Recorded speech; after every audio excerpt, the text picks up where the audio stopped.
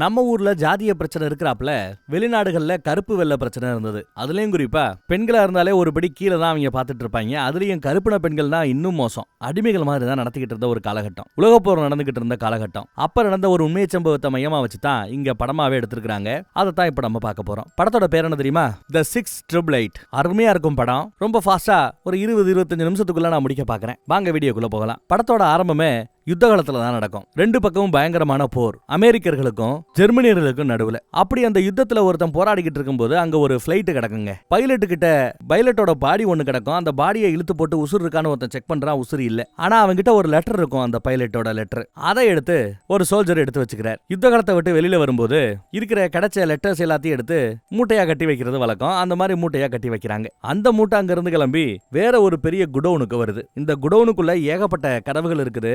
ஒவ்வொரு கதவுக்குள்ளயும் ஆயிரக்கணக்கான லெட்டர்ஸ் இருக்குது. டெலிவரி செய்யப்படாம ராணுவத்தில் இருக்கிற ஒருத்தருக்கு சொந்த பந்தம் போட்ட லெட்டர்ஸ், சொந்த பந்தங்களுக்கு ராணுவத்தில் இருக்கிறவங்க போட்ட லெட்டர்ஸ்னு டெலிவரி ஆகாம ஆயிரக்கணக்கான லட்சக்கணக்கான லெட்டர்ஸ் இதுக்குள்ள குமிஞ்சு கிடக்குது. இந்த சம்பவம் நடந்த சில நாட்களுக்கு முன்னாடி என்ன நடக்குதுன்னு இப்ப நம்ம பார்க்கறோம். சில மாதங்களுக்கு முன்னாடின்னு கூட சொல்லலாம். அதே பைலட் தான். பைலட் ட்ரைனிங் எல்லாம் முடிஞ்சு தான் காதலியை பார்க்கறதுக்காக காத்துக்கிட்டு இருக்கிறான். காதலி வருவா, ஒரு கருப்பின பெண். இவன் ஒரு யூத மதத்தை சேர்ந்தவன், வெள்ளையன். மித்த வெள்ளை பெண்களோ ஒரு அடிமை பொண்ணை போய் லவ் பண்ற வெக்கமா இல்லையான்னு விசாரிச்சா போங்கன்னு சொல்லிவிட்டு அந்த பொண்ணை கூட்டிக்கிட்டு இவன் ஜாலியா ஊர் சுத்துவான். அவங்க வீட்டு வாசல்லையே தைரியமா இறக்கி விட்டு நான் வாருக்கு போயிட்டு வந்த பிறகு நம்ம கல்யாணம் பண்ணிக்கலாங்கிற ரேஞ்சுக்கு பேசிட்டு இருக்கிறான். அம்மா ரொம்ப நேரம் வெளியிலேயே நிக்கிற உள்ளவான்னு பொண்ணை கூட்டிக்கிறாங்க. உள்ள பார்த்தா பாட்டி பேத்திய ஓட்டிக்கிட்டு இருப்பா. ஒரு காலத்துல நானும் ஒன்ன மாதிரி தான் சிட்டுக்குருவியா அப்படியே பறந்துகிட்டு இருந்தேன் அப்படின்னு பேசிக்கிட்டு இருப்பாங்க. தேவையில்லாம பொண்ணோட மனசுல ஆசைகளை வளர்க்க வேண்டாம். ஒரு வெள்ளக்காரனை எப்படி என் பொண்ணு கட்டிக்க முடியும், எப்படி இந்த சமுதாயம் ஒத்துக்கும்னு ட்ரெடிஷனல் அம்மா மாதிரியே அந்த அம்மா பேசிட்டு இருக்கு. ஆனா பாட்டி பேத்திக்கு தான் போட்டு தான் புள்ள ராணுவத்துல இந்த மாதிரி யுத்தத்துக்கு போக போறாங்கிறத கொண்டாடுறாரு அப்பா, பெரிய பாட்டி வச்சு.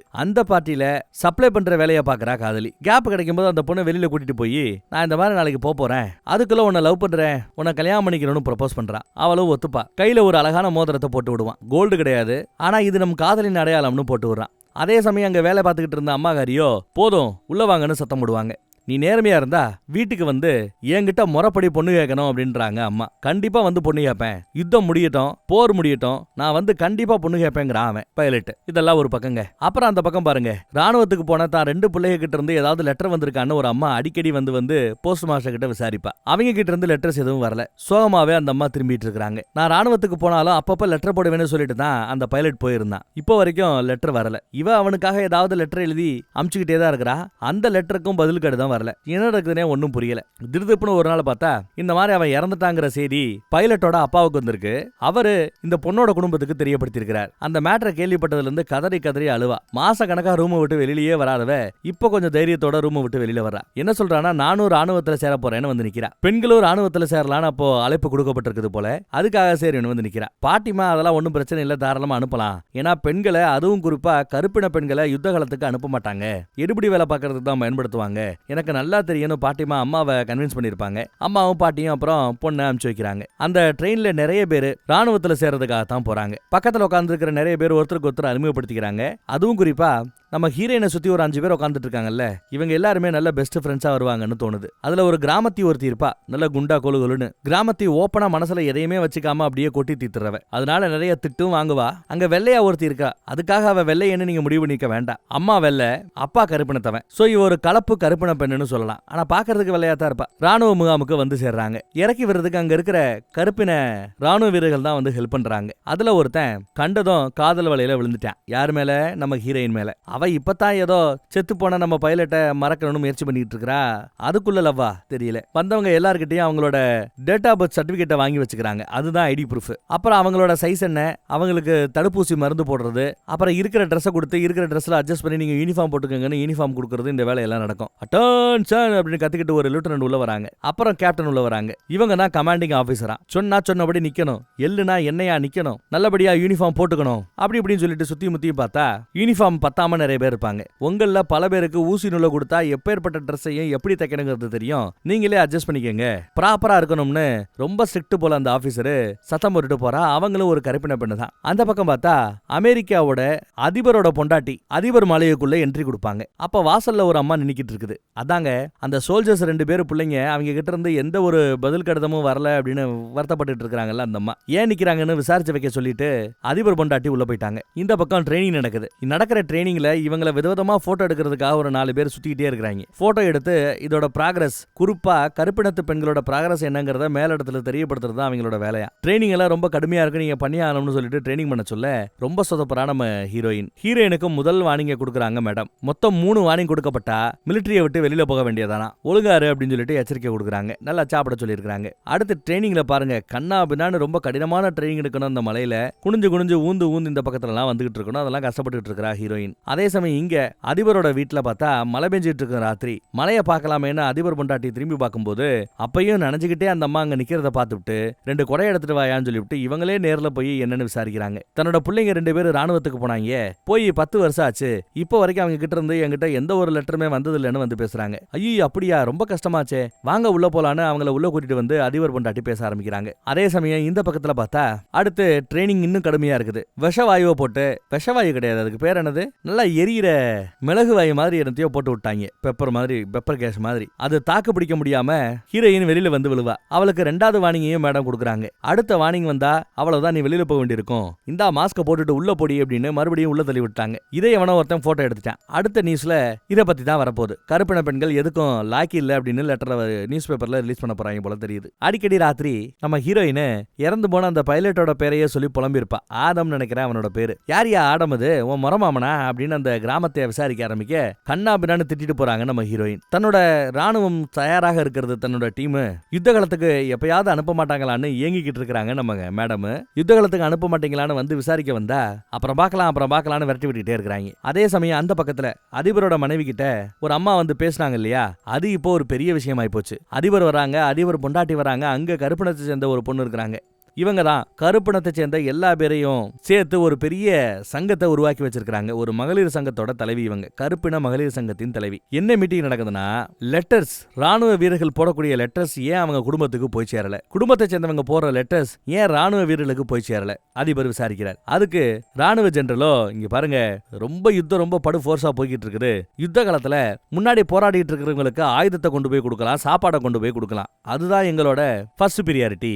லெட்டர்ஸை கொண்டு போய் கொடுக்கிறதுக்கு நாங்க ரிசோர்ஸை பயன்படுத்த விரும்பலங்கிறாரு மேஜர். ஆனா அதிபர் மனைவியோ, இல்ல அது ரொம்ப தப்பு, தான் குடும்பத்துக்கிட்ட இருந்து சேதி இல்லையே அப்படின்னு ஏங்கி கிடக்கிற அவங்க எப்படி யுத்த காலத்துல கான்சன்ட்ரேஷன் பண்ணி போராட முடியும்? வெளி உலகத்தோட அவங்களுக்கு இருக்கிற ஒரே தொடர்பு அந்த லெட்டர்ஸ் தான். அதையுமே நம்ம கொண்டு போய் சேர்க்கலன்னா நம்ம எல்லாம் என்ன அரசாங்கம் நடத்திக்கிட்டு இருக்கிறோம்னு அந்த அம்மா ஒரு பிடிக்கிறாங்க. எங்க கிட்ட ரிசோர்ஸ் இல்ல, நாங்க என்ன பண்ண முடியுங்கிறாப்ல மேஜர் கைய விரிக்கிறாரு. அப்பதான் அந்த கருப்பின அம்மாவோ, ஒன்னும் பிரச்சனை இல்ல, உங்ககிட்ட சும்மா ஒரு 800க்கும் மேற்பட்ட பெண்கள் கருப்பின ராணுவமா சும்மாவே கிடக்குது, கருப்பின பெண்கள் ராணுவமா, அந்த ராணுவத்தோட மேடம் எனக்கு தெரியும், அவங்க பிசிக்ஸ், கெமிஸ்ட்ரி, பயாலஜின்னு பல படிப்புகள்ல கோல்டு மெடலிஸ்டா. அவங்களோட ட்ரைனிங்ல ஒரு அருமையான டீம் உருவாகி இருக்கிறத நான் முழுமையா நம்புறேன். அந்த டீம் கிட்ட இந்த பொறுப்பை ஒப்படைச்சு பார்ப்போம். உங்களுக்கு ரிசோர்ஸ்ல ஒன்னும் பெருசா இழப்பு இருக்காது, சும்மா தானே இருக்கிறாங்க அவங்க, பயன்படுத்திக்கலாமேன்னு ஒரு ஐடியா கொடுக்க, இதுல நம்ம மேஜருக்கு பெருசா உடன்பாடு இல்ல, இருந்தாலும் அதிபர் நல்ல ஐடியாவா இருக்கு, எக்ஸிக்யூட் பண்ணலாம்னு சொல்லிட்டார் போல தெரியுது. இந்த பக்கம் அந்த பையன் சான்ஸ் கிடைக்கும் போதெல்லாம் நம்ம ஹீரோயின் கிட்ட விழுந்து உரசி பேசுவான், கன்வின்ஸ் பண்றான், டேட்டிங் கூப்பிடுறான்.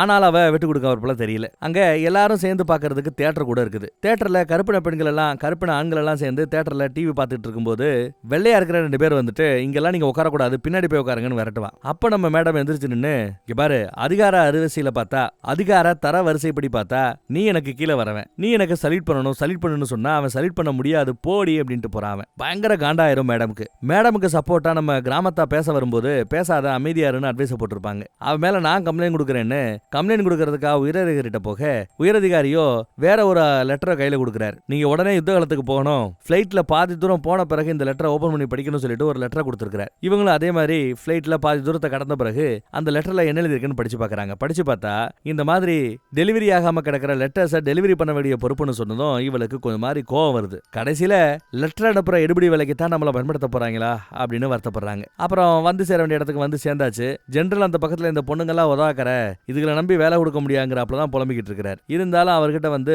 மரியாதை நிமித்தமா நிக்க வேண்டியது இவளோட கடமை. வர்றா, நிக்கிறா, பேசுறா. அந்த ஆளு ஏளனமா பேசிட்டு கிளம்புவான். அவன் என்ன சொல்லிருப்பான்னா, உங்களுக்கு 6 மாசம் டைம், டெலிவரி ஆகாம கிடக்கிற இந்த லெட்டர்ஸை டெலிவரி பண்ணி கொடுக்கணும்னு சொல்ல, 6 மாசம் தாராளமான போதுமான நேரம், நாங்க நல்லபடியா டெலிவரி பண்ணிடுவோம்னு இவங்க பேசிட்டு இருக்காங்க. லெட்டர்ஸ் அவங்க இன்னும் போய் பார்க்கத்தானே போறோம், நீங்க எவ்வளவு தூரம் பண்ண போறீங்கிறத பார்க்கத்தானே போறோம்னு சொல்லிட்டு ஜெனரல் போறாரு. அதே மாதிரி இவங்களோட ராணுவ பெண்கள் எல்லாரையுமே இங்க இருந்து வேற ஒரு யுத்தகல இடத்துக்கு அனுப்பிச்சு வச்சிருக்காங்க ஒரு கப்பல்ல, அதுவும் சரக்கு கப்பல்ல போய். பெருசா பெரிய பெரிய பாதுகாப்பு இல்லாம, பெரிய பெரிய ராணுவத்தோட பாதுகாப்பு இல்லாம பயணிகள் கப்பல்ல இவங்க பயணப்பட்டு வராங்க. கண்ணா பின்னான்னு வண்டி போகுது, பல பேருக்கு வாந்தி, இருந்தாலும் போராடி அவங்க யுத்த காலத்துக்கு வரணும்னு ஆசைப்படுறாங்க. இந்த பக்கம் சரி அந்த லெட்டர்ஸை ஒரு எட்டு பார்த்துட்டு வந்துடலாமேன்னு முடிவு பண்ணி நம்ம மேடமும் கூட இன்னொரு அசிஸ்டன்ட்டும் போய் அந்த கதவை ஓபன் பண்ண சொன்னா, கதவுக்குள்ள பார்த்தா டெலிவரி ஆகாம லட்சக்கணக்கான லெட்டர்ஸ் இங்க மலை மாதிரி குமிஞ்சு கிடக்குது. ஒரு கதவை தான் திறந்து காட்டியிருக்காங்க. இந்த மாதிரி இங்க 10க்கும் மேற்பட்ட கதவு இருக்குது. இவ்வளவையும் வெறும் 6 மாசத்துக்குள்ள டெலிவரி பண்ணணுமான்னு மிரண்டு போறாங்க. அந்த பக்கம் பார்த்தா இவர்களோட கப்பல் ஒரு வழியா நல்லபடியா வந்து இறங்கிடுச்சுங்க.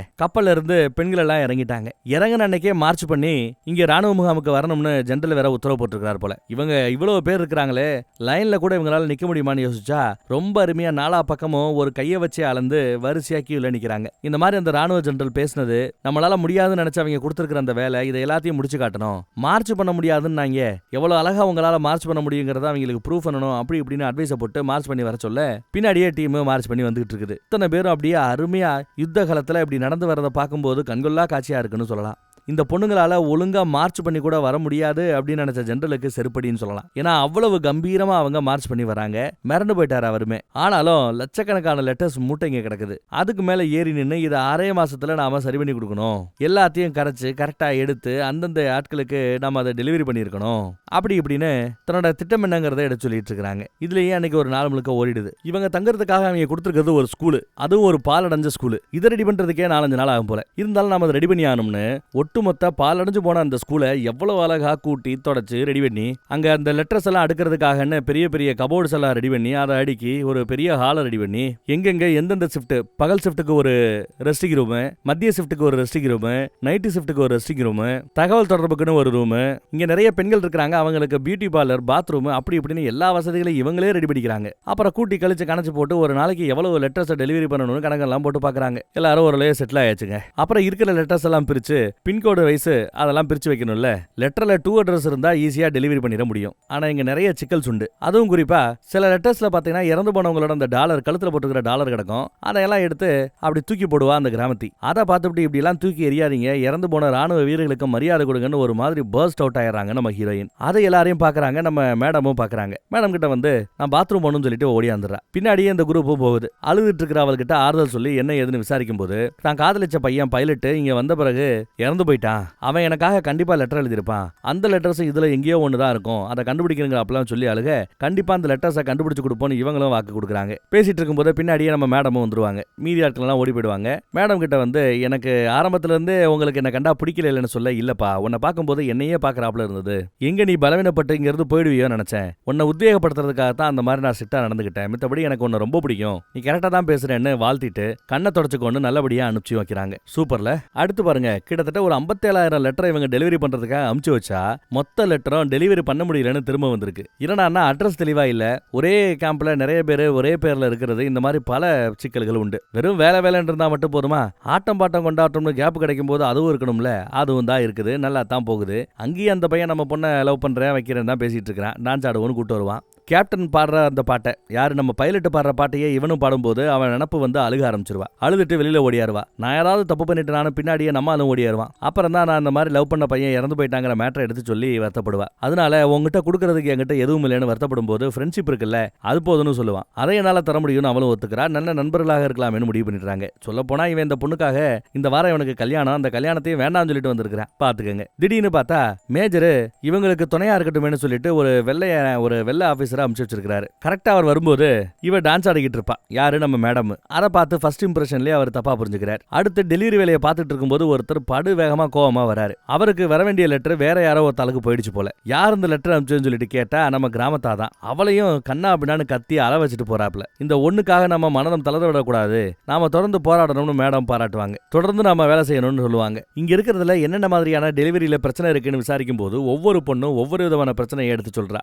டூ அட்ரஸ் சரியா இல்ல, சில பேர் நிக் நேம பயன்படுத்துறாங்க, சில பேர்ல ஒரே மெகாம்ல இருக்கிற பல பேரோட பேரு ஆல்பர்ட் தாமஸ் இருக்கு, எந்த தாமஸுக்கு லெட்டர் போகணுங்கிறதுல குளறுபடி, சில லெட்டர்ஸ் எல்லாம் கரையா அரிச்சிருக்குது, லெட்டர்ஸ்ல பாதி பேர் தான் இருக்கு பாதி பேர் இல்ல, அதையும் கண்டுபிடிச்சு அதையும் டெலிவரி பண்ணணும். சில இடத்துல லெட்டருக்கு பதிலா துணியில ஏதோ எழுதி அமைச்சிருக்காங்க, அதை கண்டுபிடிக்கணும். இப்படி பல விஷயங்கள் இருக்குது. இதெல்லாம் சேலஞ்ச். அப்புறம் இவங்களுக்கு நாங்க இந்த ஸ்கூல்ல சர்ச் ஒன்று இருக்கும். அந்த சர்ச்சில் உட்காரும் போது துணைக்கின்னு ஒருத்தால அனுப்பிச்சு வச்சாங்கல்ல, அந்த வெள்ளைய பொண்ணுங்க இந்த மாதிரி ராணுவத்துக்கு வர்றது, வேலை செய்யறது, பசங்களோட கூத்தடிக்கிறது, இதெல்லாம் தப்பு, இதெல்லாம் ஈவில், நீங்க எல்லாம் கெட்டவங்கிறாப்லயே பொடி வச்சே பேசிட்டு இருப்பாரு. எல்லாமே டார்கெட் யாரு? நம்ம மேடம் தான். அதையெல்லாம் புரிஞ்சுக்கிட்டு இவன் ஸ்பையா தான் இருப்பான், இவனோட இடத்த செக் பண்ணணுமேனு ரூம்ல போய் சல்லடை போட்டு செக் பண்ணி பார்த்தா மேஜர் ஜெனரலுக்கு இவங்கள பத்தி டெய்லி அப்டேட் கொடுத்துக்கிட்டு இருக்காரு. உளவு பார்த்து செய்தி அனுப்பிச்சுட்டே இருக்கிறார். இந்த பொண்ணுங்க என்ன பண்ணிட்டு இருக்காங்க, இவங்களால பண்ண முடியுமா முடியாதா அப்படின்ற மாதிரி எல்லாம். அவருக்கு என்னன்னா, ஒரு கருப்பினத்து பெண்கள் பண்ணிட்டாங்கன்னா அப்படின்னு அவருக்கு. ஏன்னா இந்த லெட்டர் அனுப்புற பணி ரொம்ப கஷ்டமான பணின்னு அப்பயே அவர் பேசியிருப்பாரு. அதிபர்கிட்டையும் அதிபர் பொண்டாட்டிக்கிட்டையும் கருப்பினத்து பெண்களால முடியாதுன்னு சொல்லியிருப்பாப்ல.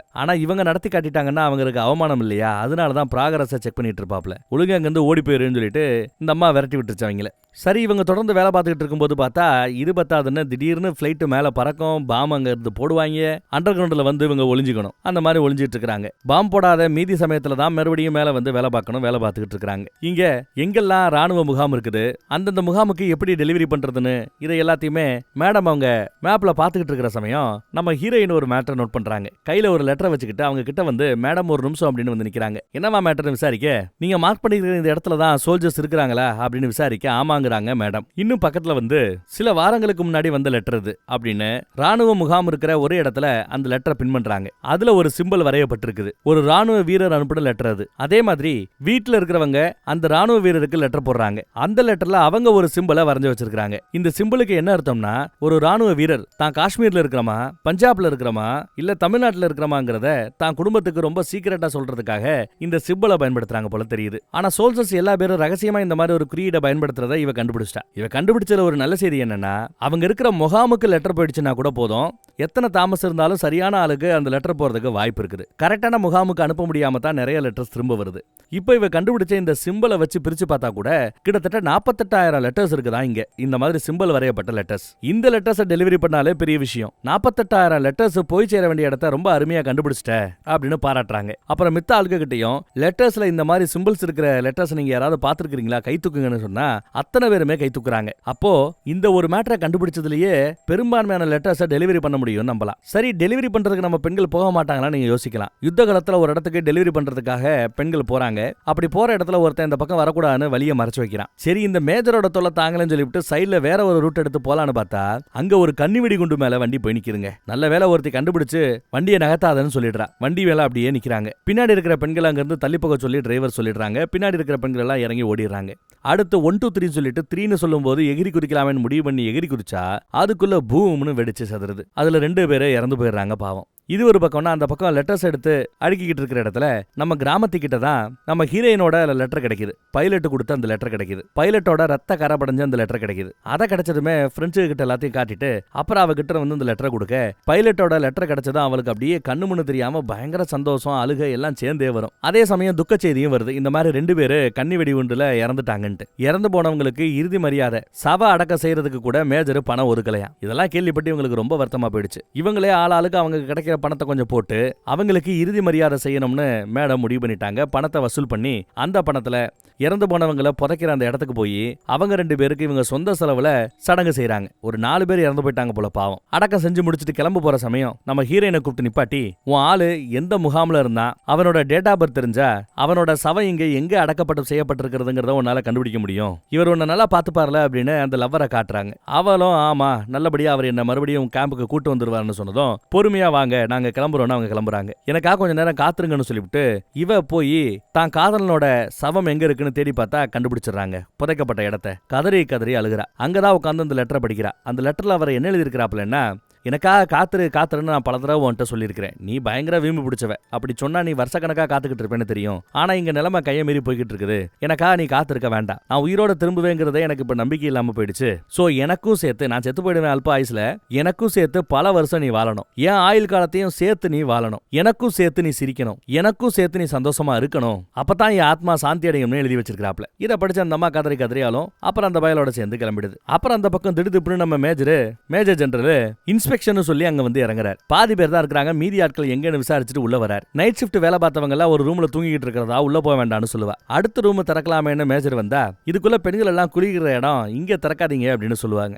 அடுத்த கதவையாவது திறக்கலாமா இல்ல அங்கேயும் இன்ஃபெக்ஷன் பண்ண முடியாதா அப்படின்னு அவர் நக்கலா பேசுவாப்ல. இந்த கதவை நீங்க தாராளமா திறக்கலாம், உள்ள ஒர்க் பண்ணிட்டு இருக்காங்க வாங்க அப்படின்னு கூப்பிட்டு வராங்க. பார்த்தா நூத்துக்கணக்கான பேரு அந்த லெட்டர்ஸை எப்படி அழகா பிரிக்கிறாங்க வைக்கிறாங்க, இது எல்லாத்தையுமே அவர் பாக்குறாரு. அருமையா வேலை பார்த்துட்டு இருக்காங்க. சில இடத்துல அந்த துணியா கிடக்கும். என்னது துணியா கிடக்குது, இது எதுக்கு, என்ன குப்பை அப்படின்னு விசாரிப்பாப்ல. கிடைக்கிற துணி எந்த ஏரியா பக்கம் கிடைக்குங்கிறத வச்சு அங்க அந்த ராணுவ வீரர்கள் இருப்பாங்களோன்னு நாங்க கண்டுபிடிக்கிறோங்கிறத பத்தி எடுத்து சொல்லுவாங்க. அப்புறம் செண்டு பாட்டில் எல்லாம் இருக்கும். இது எதுக்குன்னு கேட்க, எந்த ஏரியால எந்த செண்டு பாட்டில் கிடைக்குங்கிறத நாங்க தெரிஞ்சு வச்சுக்கிறோம். ஏன்னா சில லெட்டர்ஸ்ல எந்த டீட்டெயிலுமே இல்ல. கிடைக்கிற அந்த வாசத்தை வச்சு இந்த செண்டு இந்த ஏரியால கிடைக்கும்னா அந்த முகாம்ல அந்த ஆட்கள் இருப்பாங்க, அவங்களுக்கு லெட்டர் அனுப்பணுங்கிறத நாங்க கண்டுபிடிக்கிறோம்னு இவங்க எப்படியெல்லாம் லெட்டர்ஸை கண்டுபிடிக்கிறாங்க, எப்படி டெலிவரி பண்றாங்கிற எல்லா டெக்னிக்கையும் அவர்கிட்ட எடுத்து சொல்லிட்டு இருக்காங்க. எல்லாத்தையும் கேட்டவர் கடைசியா சில லெட்டர்ஸ் இவங்க ஓபன் பண்ணி படிச்சும் பார்த்திருக்காங்க.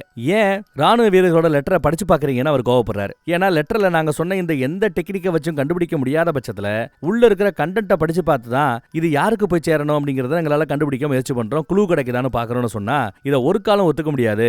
வெள்ளக்கார ராணுவ வீரர்களோட டீடைல கருப்பின பெண்கள் நீங்கள் படிக்கிறதா, வெக்கம் அவமானம்னு சீனை போட்டு நீங்க எல்லாம் கிழிச்சது போதும், உங்களுக்கு இந்த வேலையை கொடுத்தது அந்த பழைய அதிபர், அவர் இப்ப இறந்து போயிட்டாரு, புது அதிபர் வந்துட்டாப்ல, உங்க சீட்டை கிழிக்கிறேன், உங்க இடத்துக்கு வேற ஒரு ஆளை போட்டு இந்த வேலையை நான் முடிக்கிறேன் அப்படிங்கிறாப்ல திமிரா பேசுவாரு மேஜர் ஜெனரல். இதை கேட்டது இவளுக்கு வரும் பாருங்க கோபம். முடியாது சார், நான் தான் இந்த வேலையை முடிப்பேன், உங்களால பண்ண முடியறத பண்ணி காட்டுங்க பாப்போன்னு பதிலடி கொடுத்துருவாங்க. அவர் அப்படியே கோவப்பட்டு பொங்கி எழுந்துட்டு போவார். இந்தம்மா பேசிவிட்டு ஒரு மாதிரி இந்த மாதிரி உயரதிகாரியை பேசிட்டமேனு வருத்தப்படுவாங்க. அதே சமயம் வேலை பார்த்துக்கிட்டு இருந்த பெண்கள் எல்லாம் திடீர்னு வேலையை நிப்பாட்டி நிக்கிறதா சேதி வர வேலை பாருங்கன்னு இந்த அம்மா சத்தம் போடும். அவங்க வேலை பார்க்க மாட்டாங்க, கீழே இறங்கி வந்து சத்தம் போடும். அப்பையும் இவங்க வந்து வேலை பார்க்க மாட்டாங்க. என்ன நடக்குது இங்க, ஏன் வேலை பார்க்க மாட்டேங்கிறேன்னு கேட்க எல்லா பேரும் கைத்தட்டி நீங்க பேசினது சரி, ஒருத்தன் உள்ள புகுந்து அத்தனை பெண்களையும் அவமானப்படுத்தி பேசிட்டு போறான், அவனை நாக்கப்படுங்கிறாப்ல 4 கேள்வி நீங்க கேட்டது சரிதான், நீங்க குற்ற உணர்ச்சியில இருக்க வேண்டாங்கிறாப்ல அவர்களோட ஒவ்வொருத்தரோட கைத்தட்டும் அவங்களுக்கு தன்னம்பிக்கையும் தைரியத்தையும் கொடுக்கும். அவங்க அழுகைய அடக்கிக்கிட்டு எல்லா பெண்களையும் பார்த்துக்கிட்டு இருப்பாங்க.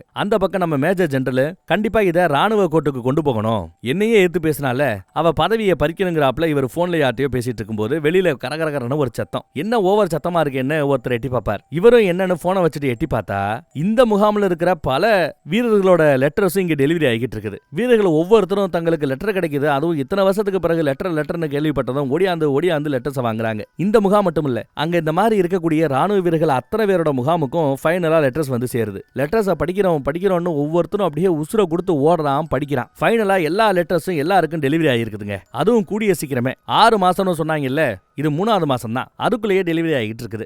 தன்னோட 2 பிள்ளைகிட்ட இருந்து லெட்டர் வரலன்னு சொல்லிட்டு இருந்தாங்களா ஒரு அம்மா, அவங்களுக்கு ஃபைனலா அந்த லெட்டர்ஸ் இப்ப கிடைக்குதுங்க. அந்த லெட்டர்ஸ் கிடைச்சிருச்சுங்கிற திருப்தியோட அதிபர்கிட்டயே கம்ப்ளைண்ட் பண்ணாங்கல்ல அதிபர் பொண்டாட்டி கிட்ட, அவங்க அந்த லெட்டர்ஸை வாங்கிட்டு வீட்டுக்குள்ள போறாங்க. பல பேருக்கு லெட்டர்ஸ் கிடைக்குது, சொந்த பந்தம் எல்லாம் சந்தோஷப்படுது, வீரர்கள் எல்லாம் சந்தோஷப்படுறாங்க. 3 மாசத்துல அந்த வெற்றிகரமான கஷ்டமான அந்த வேலையை முடிச்சுட்டு நம்ம ராணுவம் அங்க இருந்து அடுத்த கட்டத்துக்காக கிளம்புற சமயம் திடீர்னு ஒரு இடத்துல எல்லா பேருமே சத்தம் போடுறாங்க, ஏய் யாருமா நீங்க, அந்த 6888 சேர்ந்தவங்களா நீங்க அப்படின்னு விசாரிப்பாங்க. இவங்க ஆமான்னு சொன்னதும் மொத்த பேரும் வெள்ளை கருப்பு சிவப்புன்னு பார்க்காம அத்தனை பேருமே இவங்களுக்கு சல்யூட் அடிப்பாங்க, மரியாதை கொடுக்குறாங்க. ஏன்னா இவங்க பண்ண காரியம் அவ்வளவு பெருசுன்ட்டு. ஞாபகம் இருக்கா, அந்த தியேட்டர்ல வச்சு நம்ம மேடமுக்கு மரியாதை கொடுக்காத ஒருத்தர், சல்யூட் அடிக்காத ஒருத்தர், அவரும் கூட இப்ப சல்யூட் அடிக்கிறார். அவ்வளவு கம்பீரமா அப்ப அவங்க ஃபீல் பண்ணுவாங்க. எவ்வளவு மேட்டர் நடந்து முடிஞ்சிருச்சு பாத்தீங்கல்ல. இப்போ இந்த சம்பவம் எல்லாம் நடந்து முடிந்து பல வருஷத்துக்கு பிறகு நம்ம ஹீரோயினோட வயசு இப்ப எவ்வளவு தெரியுமா, 100 வயசு. இப்ப நீங்க பாக்குறீங்களே வயசானவங்களா, இவங்க இந்த கதையோட நிஜ நாயகி. ஆமா, அந்த பைலட்டை லவ் பண்ண அதே அம்மா தான் நிஜமா. இவங்களோட வயசு இப்போ 100 வயசுங்க. இவங்களோட உண்மையான பேரு லீனா. 100 வயசுலயும் எவ்வளவு தெம்பா உட்காந்துட்டு இருக்காங்க பாருங்க. பைலட் சொன்னா பாத்தீங்களா, என்னோட ஆயுள் காலத்தையும் சேர்த்து நீ வாழணும்னு வாழ்ந்து காட்டி இருக்கிறாங்கன்னு சொல்லலாம். இவங்க இப்போ ஒரு லெட்டர் படிச்சிட்டு இருக்காங்க. அது யார் அனுப்புன லெட்டர்னா, இந்த கேம்போட மேடம் இருக்கிறாங்கல்ல, அவங்க அனுப்பிச்ச லெட்டர். செய்ய முடியாது அப்படின்னு நினைச்ச ஒரு விஷயத்த, அதுவும் 6 மாசத்துல செய்ய முடியாதுன்னு சொன்ன விஷயத்த 3 மாசத்துல முடிச்சு காட்டினதுனால அடுத்து இதே மாதிரி கிடப்பில கிடக்கக்கூடிய நிறைய ப்ராஜெக்ட் அவங்க கிட்ட கொடுத்துருக்காங்க. அந்த ப்ராஜெக்ட் எல்லாம் ரொம்ப சிறப்பா நல்லபடியா முடிச்சு கொடுத்துருக்காங்க. ஆனா அப்படி இவங்க சிறப்பா முடிச்சு கொடுத்ததுக்கு பெருசா நிறைய பேர் தேங்க் பண்ணாப்ல தெரியல. நம்மளோட உழைப்பு, சுயநலம் இல்லாத நம்மளோட சர்வீஸை யாருமே ரெகக்னைஸ் பண்ணலன்னு அந்த மேடம் அப்ப லெட்டர் போட்டிருந்திருப்பாங்க. அப்ப பழசா வந்து லெட்டர் அது. அப்ப நமக்கு கிடைக்காத அந்த ரெகக்னேஷன் இப்ப நமக்கு கிடைக்க ஆரம்பிச்சிருக்குன்னு அதுல அந்த மேடம் லெட்டர் போட்டிருக்காங்க. அப்படியே லெட்டர் படிச்சுக்கிட்டு இருக்கும்போது அந்த ராணுவ முகாம்ல வேலை பார்த்தவங்க அத்தனை பேரோட முக்கியமான ஆட்களோட போட்டோஸ் எல்லாத்தையும் நீங்க பார்க்க முடியும். அவர்களுக்கு நிறைய பேருக்கு விருதுகள் கொடுக்கப்பட்டிருக்கிறது, நிறைய பேருக்கு மரியாதை செலுத்தப்பட்டிருக்கிறது. குறிப்பா குறிப்பா அந்த மேடத்துக்காகன்னு ஒரு சிலையே வச்சிருக்காங்கன்னா பாத்துக்கங்களேன். சரி, நம்ம பைலட்டை லவ் பண்ண அந்த பொண்ணு ஹீரோயின் அடுத்து என்ன பண்ணாங்க? தன்னை ஒன் சைடா லவ் பண்ணிக்கிட்டு இருந்த அந்த பையல கல்யாணம் பண்ணிக்கிட்டாங்களான்னு கேட்டா எஸ், கல்யாணம் பண்ணிக்கிட்டாங்க. நிறைய குழந்தைகளை பெத்து போட்டாங்க. சந்தோஷமா அந்த பைலட் கேட்டுக்கிட்டபடியே சந்தோஷமா வாழ்க்கைய 100 வருஷம் வரைக்கும் வாழ்ந்துருக்காங்க. அடுத்து இவங்களால மார்ச் பண்ணி நடக்க முடியுமான்னு ஒரு மேஜர் ஜெனரல் நக்கல் பேசினா பாத்தீங்களா? அப்ப இவங்க நடந்து வருவாங்கல்ல, அந்த கம்பீர நடைய நிஜத்திலேயே வீடியோ எடுத்திருப்பாங்க. அதைத்தான் இப்ப நீங்க பாக்குறீங்க. இரண்டாம் உலகப் போர்ல கருப்பினத்தை சேர்ந்த ராணுவம், குறிப்பா நம்ம 688ங்கிற இந்த ராணுவ அமைப்பு தான் யுத்த காலத்துல பங்கெடுத்த ராணுவம். அதுவும் அவர்களோட சேவை ரொம்ப அளப்பெரியதுன்னு சொல்லலாம். அவர்களோட ஒரிஜினல் அணிவகுப்பு பாக்குறதுக்கு இன்னும் கம்பீரமா நல்லா இருக்குது. அவங்க 1.25 கோடி லெட்டர்ஸ 3 மாசத்துல டெலிவரி பண்ணி சாதிச்சு காட்டினவங்க. எவ்வளவு லெட்டர்? 1.25 லெட்டர்ஸ், அதுவும் 3 மாசத்துல.